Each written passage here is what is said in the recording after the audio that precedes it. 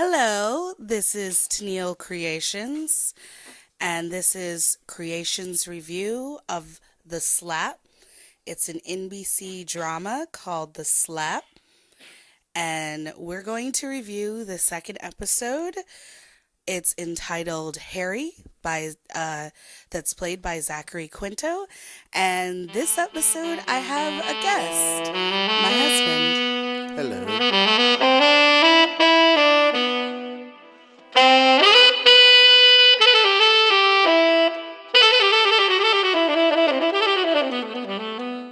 I saw a promo for the show The Slap before it started, and I told my wife, "Hey, you got to see this. You got to check it out."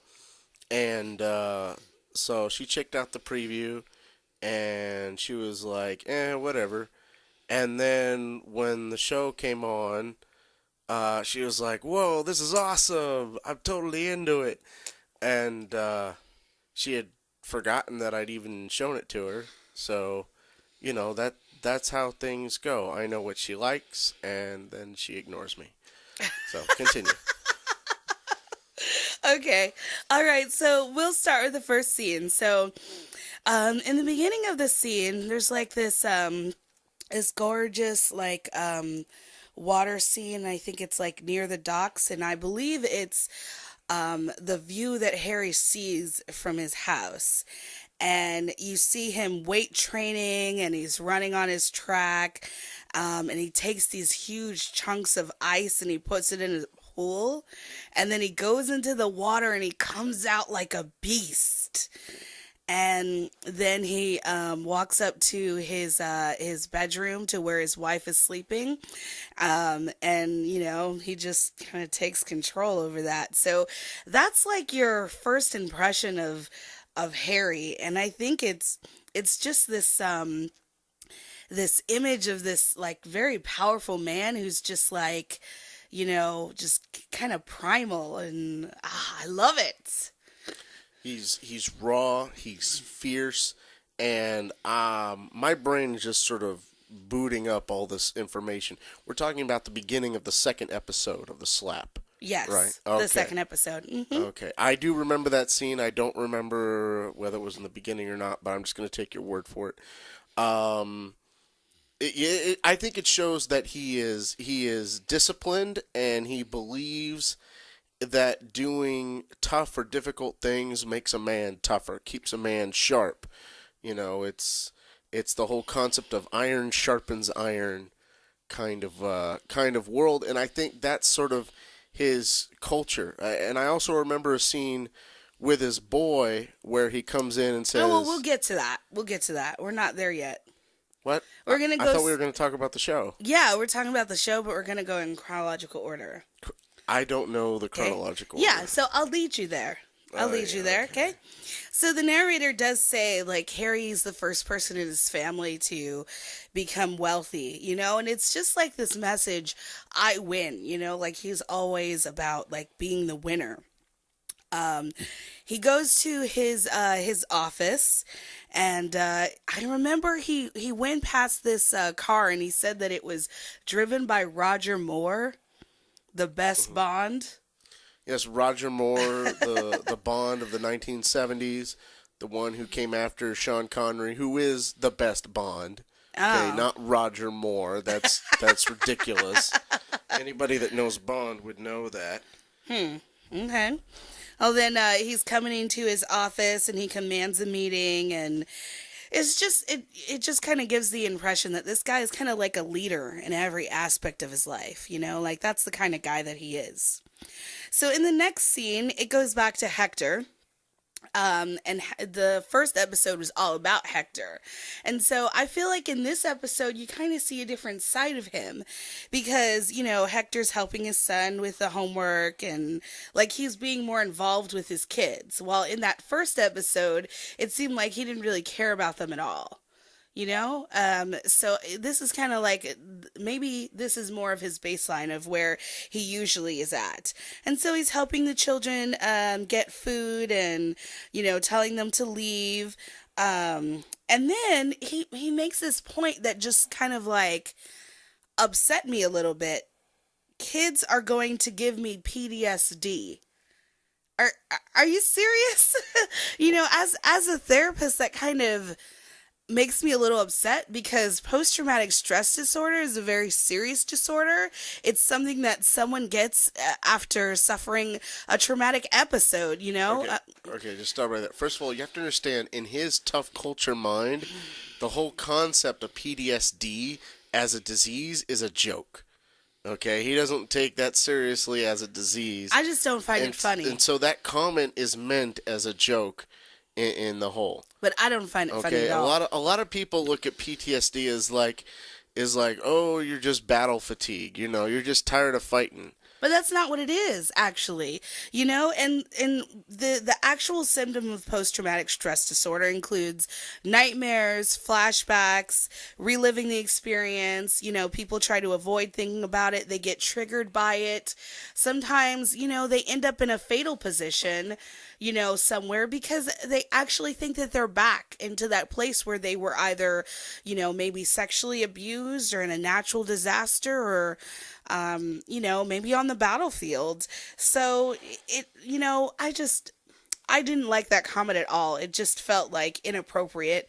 And I don't think that, shows should make light of something that's serious in the real world.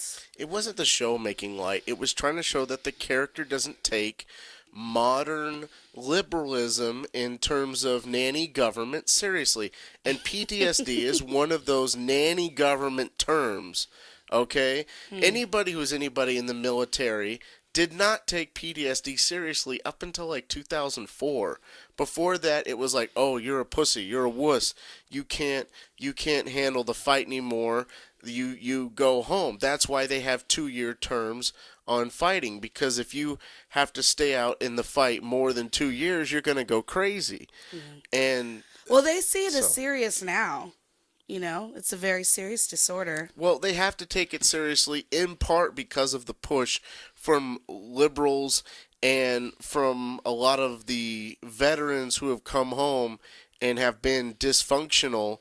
And you have to understand, when veterans came home from Vietnam, they were very dysfunctional, and a lot of them I were already not. understand that. A lot of them had PTSD and were not taken seriously, and so they ended up not being able to keep a job or get a job, and so we ended up in the 1980s, something like 80 or 90% of the homeless were Vietnam veterans. Yeah, well, anyway, just going back to my original comment, I just feel it's inappropriate. Whether it was for comedy or whatever, I just think it's inappropriate. So we're gonna move on. And so the kids call Hector over, and this is where we meet the NYPD officers, Officer Maroon, and I think his name is Officer Forrest. It was said so quick. And then it goes to the next scene. So clearly you know that something's going on. The police are at his door. And in the next scene, it goes back to Harry, and he's in his office, and he's confronting his coworker about stealing. Do you remember that scene? In whose office? He's in his own office, and Confronting his coworker about stealing. Okay. he says, "Don't," and he says to his employee, "Don't bother explaining. I'm not gonna fire you yet. You're gonna work for me for free, and you're gonna apologize to my wife." That's right. He listed a car sale at 4,400, but he Yeah. sold the car for 2,200 and pocketed the other 22. Yeah. So his brother could borrow the money or whatever. I found that surprising, because I would think someone as competitive and as fierce as him would not tolerate or trust a thief. I thought he was going to immediately fire the guy and, say to him, I get that you're trying to, double back on stealing from me, but I can't trust a thief, And anybody who's anybody in business knows that you can't keep a thief on staff because they're going to try to steal again. Well, I think maybe he wants to use this guy for his own benefits. Like, now I By have having some. him work for free? Yeah, have him work for free, and then now I have something on you forever, and I can, Yeah, you but know, he's a thief. If he's working for free, he's probably going to steal again just to say, well, I'm working for free. I got to get I gotta paid get some somehow, money. you know? Yeah, I guess I see that, but I don't know if I agree. Anyway, so then he gets a call from Hector, and he immediately talks about how he's got this amazing car that's worth 122,000, and Hector could pay it off for the rest of his career. He's kind of bragging, about how great his life is. And then, of course, Hector changes the subject, and says that the cops were here to speak to him, and they see him as their best witness. Because this kid was slapped and the family wants to press charges against him. And Well, against not Hector, but the other guy. but Right? Harry, Yeah. Harry.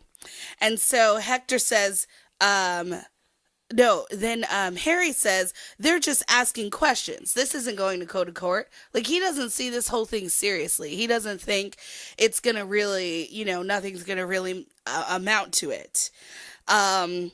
And then they kind of get into this argument because, Harry's like, what are you going to say? What are you going to do? He wants to make sure that his cousin is on his side, and his cousin's like, don't take it personally. And he's like, how am I not supposed to take this personally? This is my life. He has to be on top. He can't have anything go against him. And he said, if the situation was reversed, I would be on your side, But before he can say more, the employee that he had just reprimanded comes back in, and he says, I'll talk to you about this later, and he hangs up. And he speaks to the employee, and the employee puts down, like, did you see how much money it was? It looked like 2 bills or something. Like, maybe they were $200 bills. I don't know. You can't really see what it is. I thought it was like 420s. Yeah, he's like, Like 80 bucks. He's like, I'm going to pay you back, boss, every cent. Mm-hmm. And he takes the money, and he's like, that's a start. And then the music comes in as it transitions. So, yeah, I don't know if there's much to say about that scene, I guess, except the fact that, it kind of introduces that this, that this slap thing, it's not over, like it's still going to be an issue.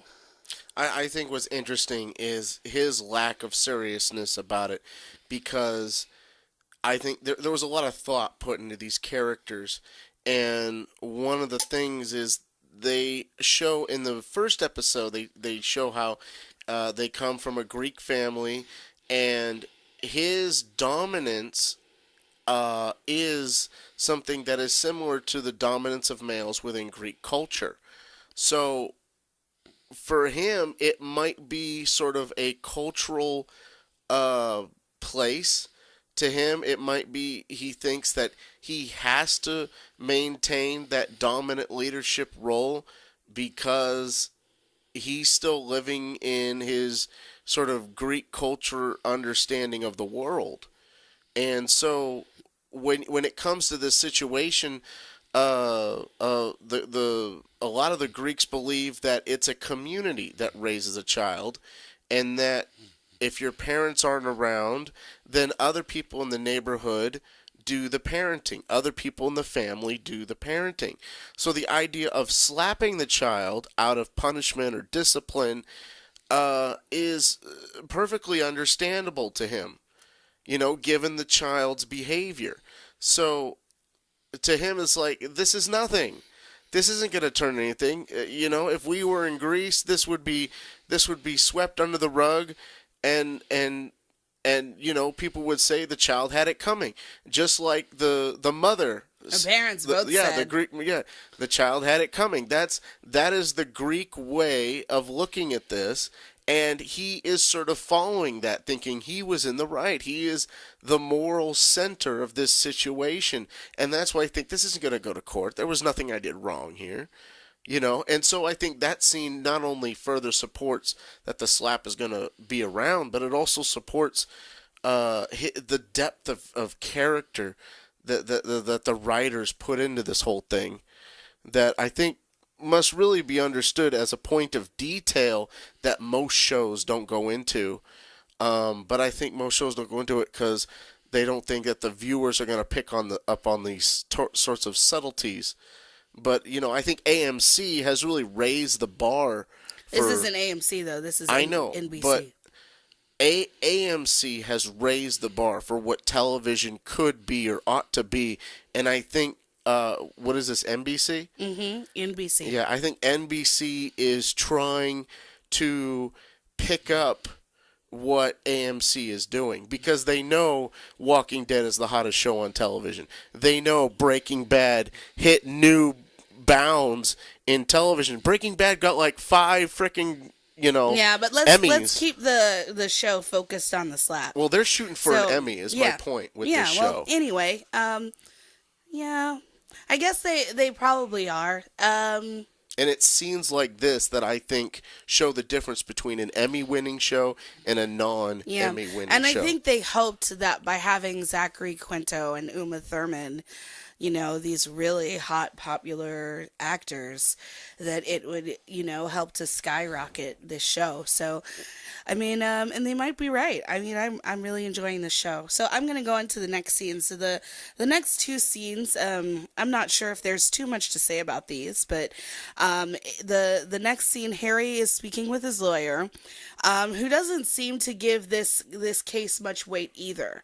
And he kind of seems like one of those type of lawyers, very like overly confident, just, kind of like in your face, believing that, he can conquer anything, which, is kind of similar to who Harry is himself. So, I think it makes sense he would pick a lawyer like this. And so the lawyer says that it's a junk case. But he also mentions that there was a case like this where someone got 5 years for smacking a kid on an airplane. Which definitely gives you pause, like you should take this whole thing seriously. Yeah, but we don't know the circumstances of that That's case. true. We don't know if the person actually knew the child. Yeah. And then they speak about Harry's defense, and the thing is that kid was swinging a bat at his child, so he was there trying to protect his kid. And the lawyer talks about, calls him my fellow 1%er. Like we're top dogs. We are, wealthy men. No one's going to knock us. And he talks about how he wants a Porsche, and I think he might want a Porsche instead of payment, in lieu of payment. He says he wants something slutty, which I find interesting. And he wants a list of witnesses that are outside of the bloodline because he understands the culture of Greece. Didn't he say he wanted a 1983 Porsche 911? I forget exactly what kind of car it was. I just put Porsche down, but that might have been it. That, to me, is not a slutty car. I think you weren't even impressed with it. Which I think I saw one of those at a pick and pull. Yeah. And so he says that you need to get a witness that's, not a member of the family. And Harry doesn't say anything. He's just kind of thinking. And the lawyer says, I know what you're thinking. You're thinking you shouldn't have been a prick to everyone your whole life. And that quote just kind of gives me that.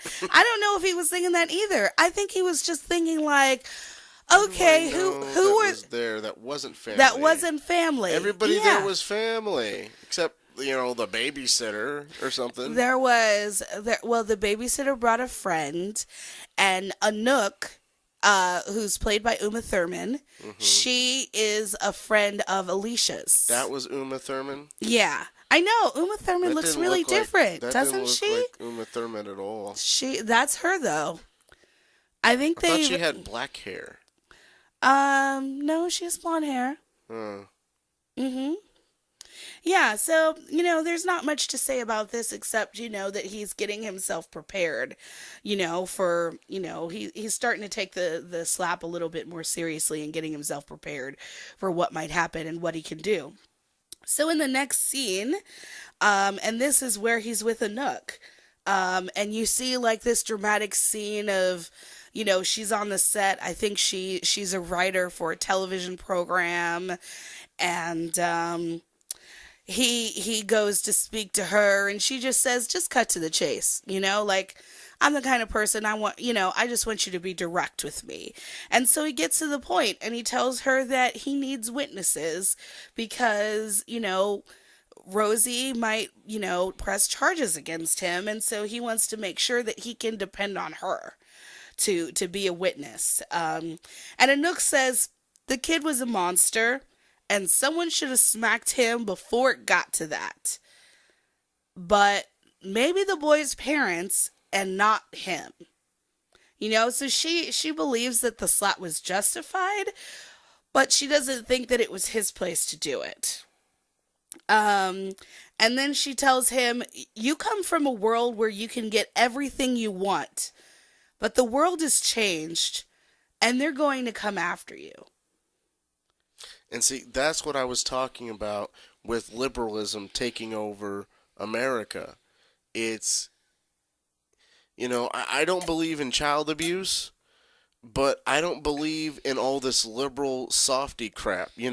Creating awareness for things has just been statistically proven to not do a thing, okay? Breast cancer awareness didn't save a life, okay?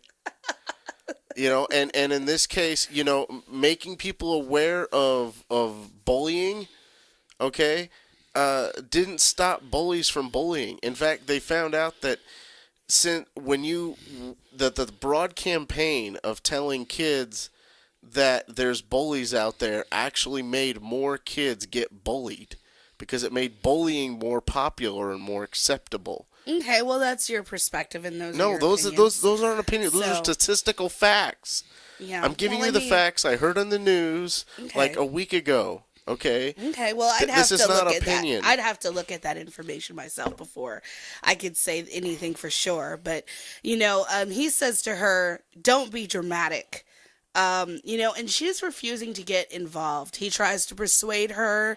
He talks to her about a car, that he could give her. But she says she didn't see what happened. She was busy looking elsewhere. And if you remember seeing the first episode, she was actually watching Hector kind of flirting with Connie. So Oh, she okay. was like really thrown back by that. Like, Well, yeah. and so, I mean, yeah. And the thing is, Rosie is her best friend. And she's loyal to Rosie. Is that the hippie chick? Yeah, Rosie's the mother Mm-hmm. of Hugo. And she says she's fragile. She's haunted, and this has become her new cause. And I think that kind of she is just fragile and haunted. yeah, that kind of like imprints like this is serious because this fragile woman is going after him because this is her cause and she's going to protest it and do whatever she can until she gets the resolution she believes that she deserves. Yeah, it's crazy, but this is what happens now.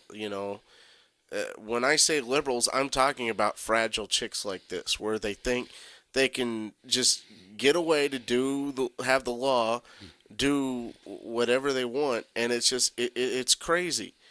What time do you have to leave? We're not talking about that. Okay, Um, because I know he has to go to work. I gotta We leave. can cut this out. I gotta leave at like 1:30. 1:30? Oh, okay, cool. We have plenty of time. All right.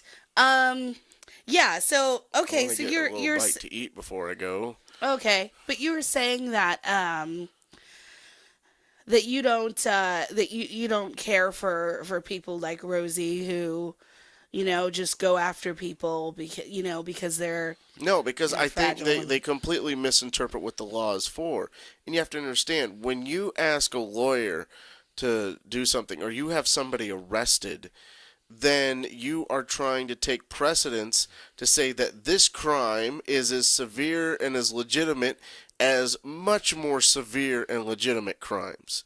And by doing that, you establish precedents to let the law creep further into our lives, into making a Nazi-istic society where you can't get away with anything, where you can't walk down the street without looking at somebody or saying the wrong thing and getting yourself arrested. so if you had a kid and your kid was misbehaving and someone smacked him, Hmm.